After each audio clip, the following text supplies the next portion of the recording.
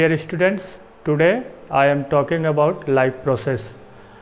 आज हम लोग लाइफ प्रोसेस जैव प्रक्रम के बारे में स्टडी करेंगे। ये हमारा क्लास 10 के बायोलॉजी का पहला चैप्टर है। हिंदी में नाम हो गया जैव प्रक्रम और इंग्लिश में इसको बोलते हैं लाइफ प्रोसेस। लाइफ मतलब हो गया संबंधित ये जीवित जीवों से, और प्रक्रम बोलते हैं प्रोसेस, ऐसे लगातार होने वाले क्रमबद्ध कार्यों को जो किसी खास उद्देश्य के लिए किया जाता है। तो जैव प्रक्रम की परिभाषा ये हो गई कि ऐसा काम, ऐसी क्रिया जिसके द्वारा जीव जीवित रह सके, जिंदा रह सके। इसकी दूसरी परिभाषा यहाँ पे लिखा हुआ है, ये भी हम लोग बोल सकते हैं। वे सभी प्रक्रम जो सम्मिलित रूप से अनुरक्षण का कार्य करते हैं जैव प्रक्रम कहलाते हैं। अनुरक्षण, इसको इंग्लिश में मेंटेनेंस बोलते हैं।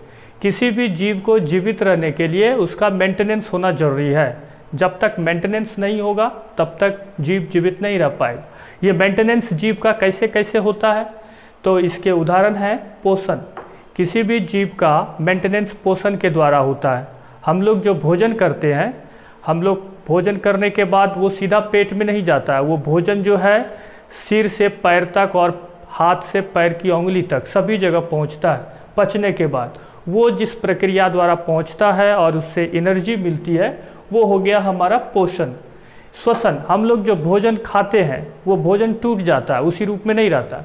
उस टूटने से जो ऊर्जा प्राप्त होती है उसको बोलते हैं श्वसन। ये भी मेंटेनेंस के लिए जरूरी है। बिना श्वसन के मेंटेनेंस नहीं होगा जीव का, बिना पोषण के मेंटेनेंस नहीं होगा जीव का। परिवहन, हम लोग जो भी चीज़ खाते पीते हैं, चाहे दवाई खा लिए, फिर या पानी पी लिए या फिर खाना खा लिए, वो शरीर में सभी जगह पहुंचता है, एक सिर से लेके पैर तक। उसको पहुंचाने में जो सिस्टम काम करता है, जो भी है, वो हो गया हमारा परिवहन। हमारे शरीर में जो भी वेस्ट प्रोडक्ट होते हैं, अपशिष्ट पदार्थ, बेकार पदार्थ जिसको बोलते हैं जहरीले पदार्थ है, वो सब शरीर समय समय पर शरीर बाहर निकाल देता है। ये कहलाता है हमारा उत्सर्जन।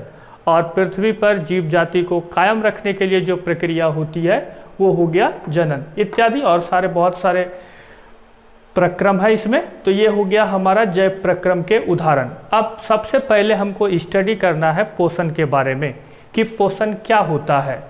तो हम लोग जो भोजन ग्रहण करते हैं और भोजन ग्रहण करने के बाद उस भोजन से हम लोग को ऊर्जा मिलती है, उससे शरीर को विभिन्न प्रकार के प्रयोग करके उस पे ऊर्जा से वृद्धि और विकास करता है, उस प्रक्रिया को हम लोग पोषण कहते हैं।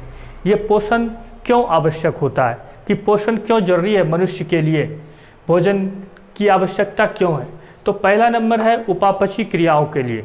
हमारे शरीर में दिन रात बहुत सारे रासायनिक प्रतिक्रिया होते रहते हैं। उन रासायनिक प्रतिक्रियाओं के लिए पोषण की आवश्यकता है, क्योंकि उससे ऊर्जा मिलती है। और दूसरा, हमारे शरीर में नए नए कोशिकाओं का निर्माण होते रहता है। उन कोशिकाओं को जीव द्रव्य चाहिए। फिर बहुत सारे टिश्यूज़ डैमेज हो जाते हैं, कभी किसी को घाव हो गया, कभी किसी के ऊतक की टूट फूट हो गई, उसकी मरम्मत के लिए जीव द्रव्य चाहिए। तो ये दोनों कार्य के लिए हमको पोषण की आवश्यकता है, और बिना पोषण के ये संभव नहीं होगा। पोषण सजीवों में अर्थात जीवों में दो प्रकार के होते हैं। एक होता है स्वपोषण और दूसरा होता है परपोषण। स्वपोषण में क्या होता है, जीव अपना भोजन अपने से बना लेता है, अपने से संश्लेषित कर लेता है। ये हरे पौधे में होता है, हरे पौधे में। और दूसरा टाइप है परपोषण। परपोषण में क्या होता है, जीव अपना भोजन अपने से नहीं बना सकते हैं, इसको भोजन के लिए दूसरे पे निर्भर रहना पड़ता है। तो किस पे, स्वपोषी जीवों पे निर्भर रहना पड़ता है।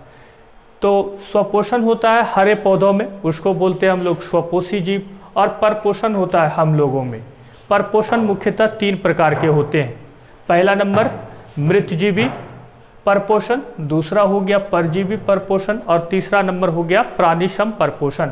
मृतजीवी क्या होता है, बहुत सारे जीव होते हैं जो मरे हुए जीव के ऊपर पे रहते हैं और उसी से अपना भोजन प्राप्त करते हैं।